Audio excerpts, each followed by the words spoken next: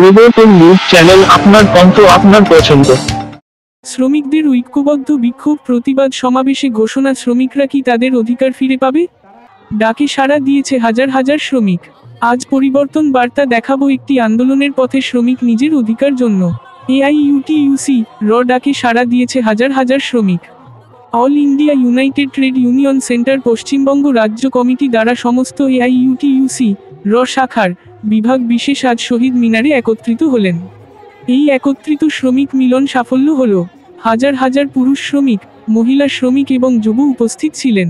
সাথী সঙ্গে মিলন হলো, প্রতিবাদ, বিক্ষোভ, সংগ্রাম কথা হলো। আরম্ভ শ্রমিক গান দিয়ে শুরু হলো।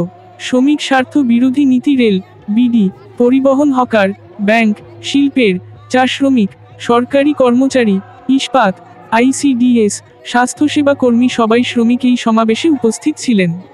সভাপতিত্ব নাম ঘোষণায় এল গুপ্তা হলো।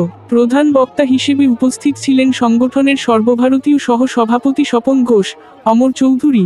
শেষ সময় সমাবেশ বক্তা সর্বভারতীয় সহ সভাপতি দিলীপ ভট্টাচার্য ছিলেন। রাজ্য সম্পাদক অশোক দাস গর্জে উঠলেন। ডেপুটেশন রাজ্যপাল, শ্রমমন্ত্রী, স্বাস্থ্যমন্ত্রী, বিভিন্ন দপ্তরে প্রতিনিধি দল স্মারকলিপি জমা দেন 33 দফা দাবিতে। পরিবহন মন্ত্রীর কাছে আগামী তারিখ ডেপুটেশন জমা ঘোষণা করা হয়েছে। এই সমাবেশে যেসব বার্তা ছিল, বেশিরভাগ শ্রমিকদের হ্রাস, বেসরকারীকরণের নীতি কারণে এই হ্রাস। সংগঠনের সম্পাদক মণ্ডলীর বক্তব্য, রেল থেকে কোল, ইস্পাত আগে সরকার অংশী ছিল, বর্তমান এই পুঁজি ভাগ করা বেশি কর্পোরেট আছে। চুক্তিমূলক শ্রমিক বেশি হচ্ছে, রেল শ্রমিক কমেছে, কোল শ্রমিক কম হলো। পুঁজিবাদকে কি শেষ করা শপথ কথা বলা হয়েছে।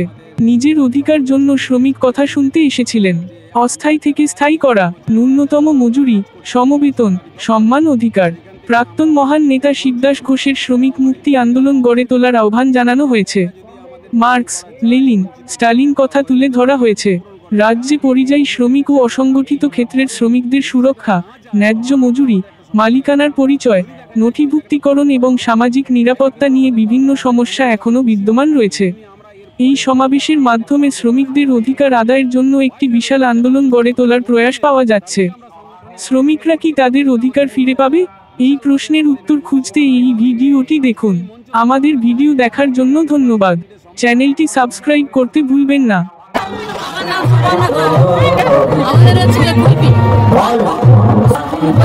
আমাদের রাজ্যের মতো ফিক্সড ভাতা দেওয়া হোক, আর এই ভাগে ভাগে টাকা দেওয়া বন্ধ করতে হবে।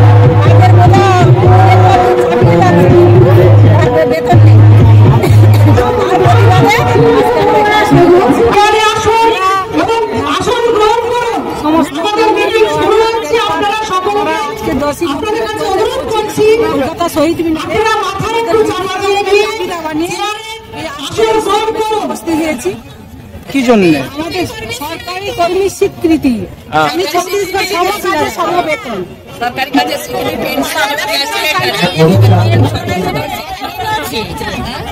ছত্তিশগড় থেকে এসেছি আমি। ঠিক আছে, ছত্তিশগড় থেকে।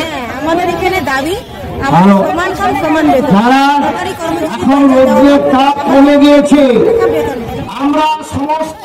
আমার নাম হুগলি জেলা সম্পাদক এবং আমাদের রাজ্য কমিটি আছে, রাজ্য কমিটির আমি সম্পাদক।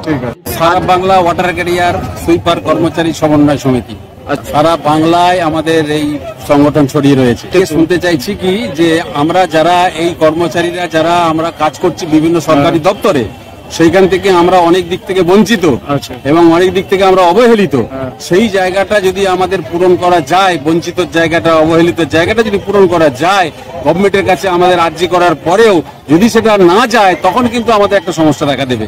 যদি দেখা যায় যে ওই জায়গাটা পূরণ করা গেল, তাইলে কিন্তু আমাদের কর্মচারীরা যেমনই ভাবে খুশি হবে, তেমনি আমরা এর পরেও আরো যারা আমাদের কাছ থেকে দূরে রয়েছে, যারা আমাদের বাইরে রয়েছে, যারা আমাদের সংগঠনের মধ্যে নেই, তাদেরকে আমরা সংগঠনে একত্রিত করতে পারবো। এটা আমাদের কিন্তু একটা বিশাল ভাবে আমাদের মানে চিন্তাধারাটা আছে। আজকে এই মঞ্চ থেকে আমরা চাই যে ওয়াটার ক্যারিয়ার সুইপারদের সম্বন্ধে বিশেষভাবে প্রচার একটা হোক এবং তাদেরকে একটা জায়গা পাকাপাক্ত ভাবে স্থায়ী কর্মচারী মর্যাদা দেওয়া হোক গভর্নমেন্টের কাছে, এটা আমরা বিশেষভাবে চাই। ঠিক আছে, এবং শুধু তাই নয়, অবসর পরে তাদেরকে যেন 5 লক্ষ টাকা ভাতা একটা দেওয়া হয়, সেটা আমাদের দাবির মধ্যে আছে। আজকে যে প্রথমত আমরা বিভিন্ন সেক্টরের শ্রমিকরা বহু সময় নিজস্ব দাবি নিয়ে লড়াই করি, কিন্তু আমরা এআইটিউসি মনে করি সমস্ত শ্রমিকদের ঐক্যবদ্ধ করে আসলে শ্রমিকদের যে মূল সমস্যা কোথায় থেকে আসে, এই যে মালিকি ব্যবস্থা, এই মালিকি ব্যবস্থায় যে তার মূল কারণ, তার বিরুদ্ধে লড়াইয়ের মানসিকতা তৈরি করতে হবে। আমরা সেই জন্য পরিষ্কার করে বলতে চাই, যেমন করে কৃষকরা লড়াই করে 3টি কৃষি আইন, কালা কৃষি আইন বাতিল করতে বাধ্য করেছিল বিজেপি সরকারকে, মোদী সরকারকে, এমন করে শ্রমিকরা আগামী দিনে লড়াই করে 4টি শ্রমকোড বাতিল করবে, বেসরকারীকরণের নীতি বাতিল করাবে এবং টিকাকরণের নীতি বাতিল করাবে। পশ্চিমবঙ্গের ক্ষেত্রে তারা যে ন্যূনতম মজুরি বৃদ্ধি করছে না, শিডিউল 87টা ক্ষেত্রে তা বৃদ্ধি করার জন্য সরকারকে চাপ দেবে।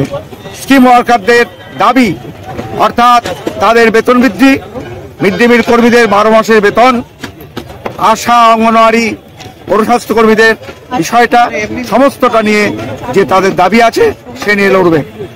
আপনি দেখছেন আগামী দিনে আমরা মনে করি এআইটিউসি পরিষ্কার করে মনে করে এই ব্যবস্থায় নির্বাচনের মধ্যে দিয়ে শ্রমিকদের কোন রকম হবে না।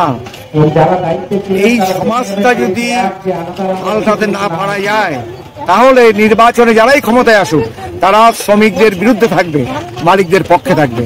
এবং তাই আমরা দেখছি কেন্দ্র এবং রাজ্যে যে সরকারগুলো ক্ষমতায় আসছে তারা কিন্তু মালিকদের পক্ষে দাঁড়িয়ে সমস্ত নীতি এবং যারা প্রথমত শ্রমিকের চাপে কোনো ইন্ডাস্ট্রি বন্ধ হয় না। এক সময় পশ্চিমবঙ্গে প্রচুর লড়াই হয়েছে, শ্রমিকরা লড়েছে, ঘেরাও করেছে, কিন্তু ইন্ডাস্ট্রি উঠে যায়নি।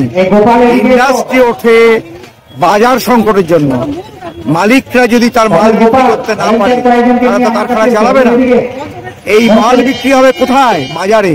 বাজারে কিনবে কে? সাধারণ মানুষ, শ্রমিক, কৃষক, গরিব মানুষ, তারাই তো সংখ্যায় বেশি, তাদের হাতে পয়সা নেই, কাজ নেই, তাই কারখানা বন্ধ হবে। প্রথমত নতুন শ্রমিক তো আসতেই হবে, আসছে, এবং এখানে কাজ না পাওয়ার জন্য তারা বাইরে চলে যাচ্ছে পরিযায়ী শ্রমিক হিসাবে, কারণ কাজ তাদের চাই। তারা আছে, তাদের কি কোনো অন্য সম্পদ নেই, তাদের আছে শ্রমশক্তি বিক্রি করতে হবে। এখানে তাদের জায়গা নেই কাজ করার, তারা পরিযায়ী শ্রমিক হিসাবে বাইরে রাজ্যে যাচ্ছে। বাইরে একসময় পশ্চিমবঙ্গে বাইরে থেকে লোক কাজ করতে আসতো, এখন পশ্চিমবঙ্গ থেকে বাইরে যাচ্ছে, কারণ এখানে ন্যূনতম মজুরি কম সরকারি এবং কলকারখানাও কম। সেই জন্য শ্রমিকরা বাইরে গিয়ে কাজ করে তাদের সংসার প্রতিপালন করে। আপনি কি দাবি করছেন সরকার মাধ্যমে?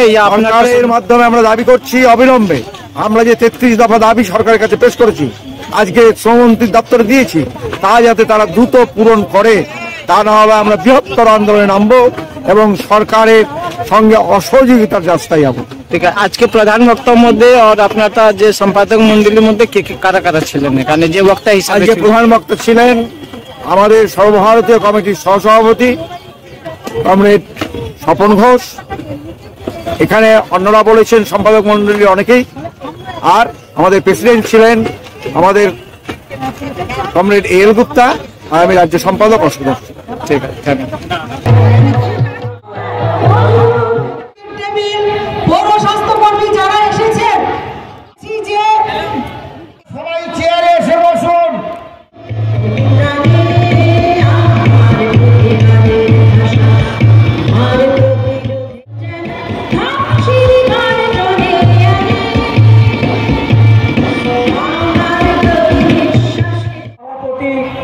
কমরেড এল গুপ্তার নাম প্রস্তাব করুন।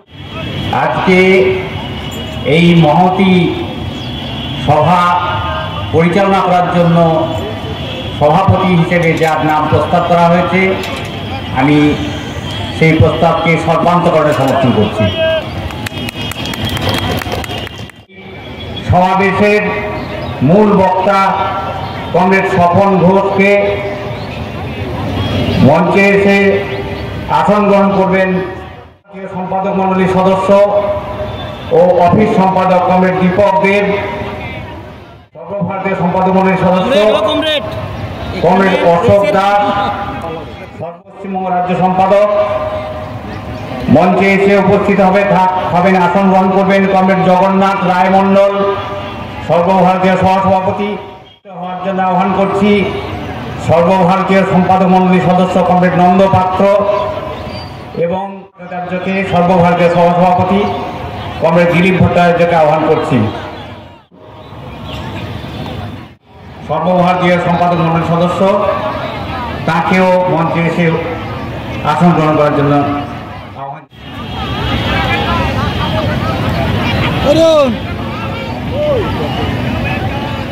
সম্পাদক মণ্ডলীর সদস্য তাদেরকে আমি মঞ্চে এসে আসন গ্রহণ করার জন্য আহ্বান ইউটিউসির পশ্চিমবঙ্গ রাজ্য আহ্বান করছি। এনআরএলএম সহ যারা এখানে উপস্থিত হয়েছেন সকলকে আমি আমাদের রাজ্য কমিটির পক্ষ থেকে সংগ্রামী অভিনন্দন জানিয়ে সভাপতির অনুমতি নিয়ে আজকের সভামণ্ডলীর অন্যতম সদস্য কমরেড নিরঞ্জন মহাপাত্র, উপস্থিত কমরেডস এবং বন্ধুগণ, আপনারা জানেন যে দেশের বিভিন্ন সংস্থায় কর্মরত শ্রমিক কর্মচারীবৃন্দ যে আক্রমণের সামনে রেলওয়ে, প্রতিরক্ষা এবং অধিকৃত বন্দর, এই শিল্পগুলি যার মধ্যে প্রতিরক্ষা এবং রেল একসময় ব্যাপক কর্মসংস্থান করত, তারাও এই সংকটের বাইরে নয়। সব জায়গায় অগ্নিবীর প্রকল্পের মধ্যে যুবকদের ঢুকিয়ে তাদেরকে বার করে দেওয়া হচ্ছে।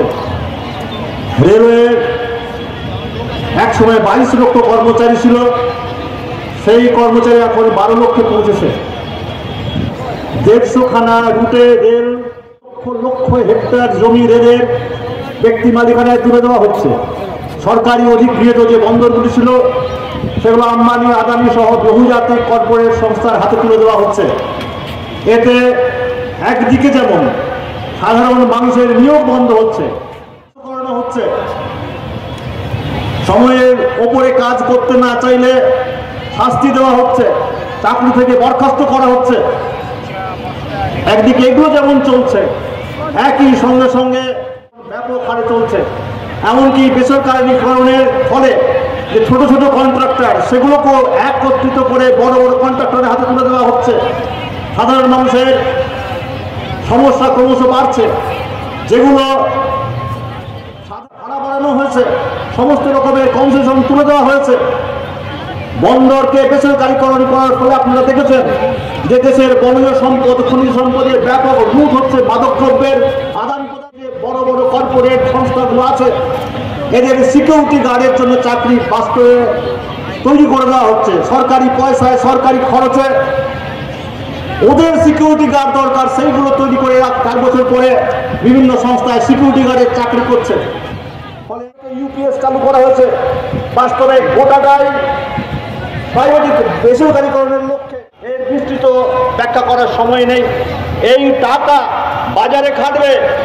লক্ষ্যের পেনশনের স্কিমের দ্বারা পরিচালিত পুরাতন পেনশন স্কিমে যারা রিটায়ার করে গেছেন বা আগামী দিনে পেনশন, সেখানে বলা হয়েছে এরা দেশের বোঝা।